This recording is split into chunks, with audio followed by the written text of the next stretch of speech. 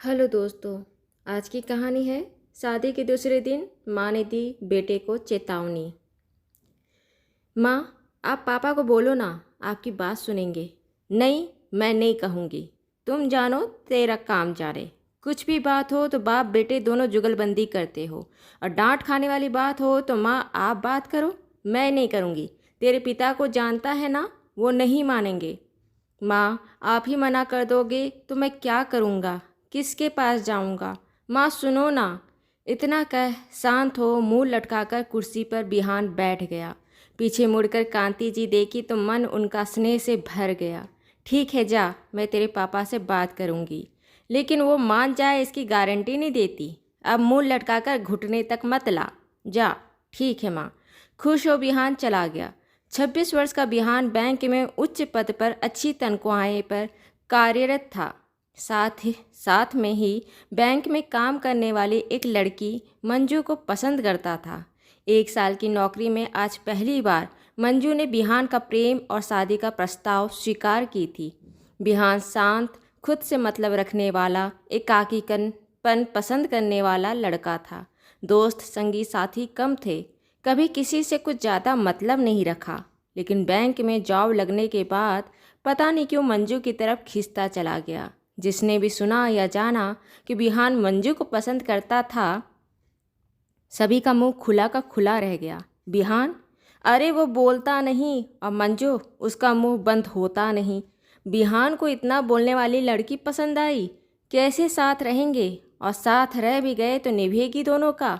लोगों के मन में हजारों सवाल था। लोगों को छोड़ो, खुद मंजू के मन में शंका होती या बिहान की खामोशी से घबराहट होती।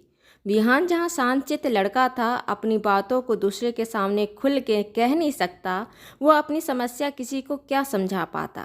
वही मंजू बेहद चंचल और बातूनी, लेकिन एक बात जो उसे खास बनाती थी वो थी उसकी नज़रें और उसका मन। उसकी नज़रें वो भी देख लेती जो नज़र के सामने ना हो, और मन में छिपे बातों को भाप लेती जो कहीं न गई हो। यही किसी के मन को समझना बिहान के मन को जीत गया। खैर, दोनों जब अपने रिश्तों को एक नाम देकर अब घरवालों की रजामंदी का इंतजार कर रहे थे। कांति जी बिहान के पिता मदन जी से बात करने का मन बनाई, लेकिन अंदर से घबराहट बहुत हो रही थी। कारण था मदन जी का स्वभाव। कांति जी जब मदन जी से शादी कर घर आई थी, तब धीरे धीरे उन्होंने जाना कि मदन जी का स्वभाव बहुत कड़क और निष्ठुर था। गलती मदन जी की भी नहीं थी। मदन जी अपने घर में अपने पिता को भी ऐसे ही व्यवहार करते देखे थे। बच्चा भी अपने माँ पिता से ही तो सीखता है। सीख कहाँ से सीख, घर से सीख। यही हुआ मदन जी के साथ। पूरी तरह से अपने पिता के पदचिन्हों पर चल दिए। घर का माहौल बस शांत और खामोश था। मदन जी को गुस्सा बहुत आता, और कई बार बहुत गुस्सा आने पर कांति जी पर हाथ भी उठा देते। शुरू में कांति जी को बहुत बुरा लगता और मन भरने पर अकेले में रोती।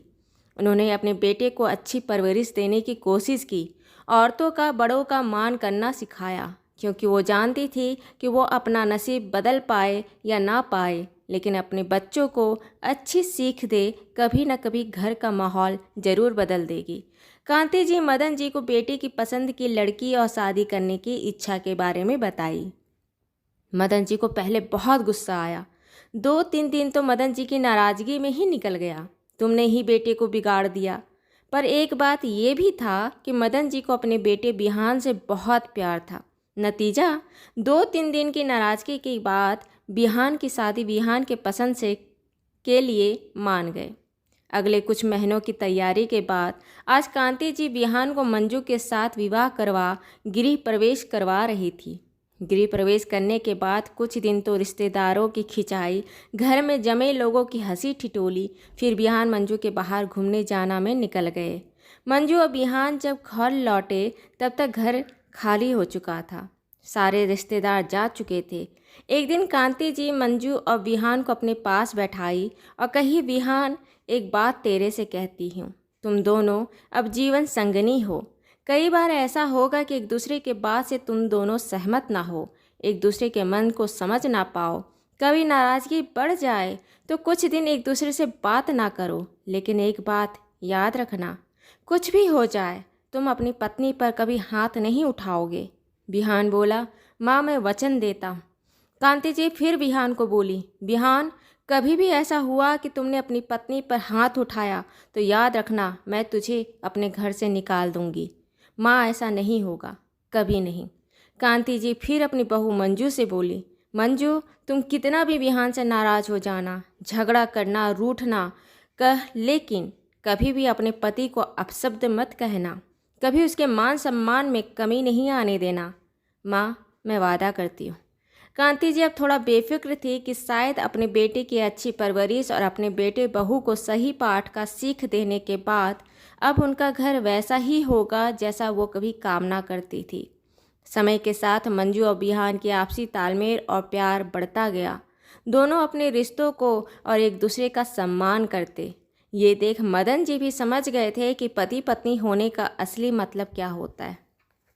दोस्तों, आपको ये कहानी पसंद आई हो तो इसे लाइक करें, शेयर करें, सब्सक्राइब करें और मिलते हैं एक नई कहानी के साथ एक छोटे से ब्रेक के बाद। धन्यवाद।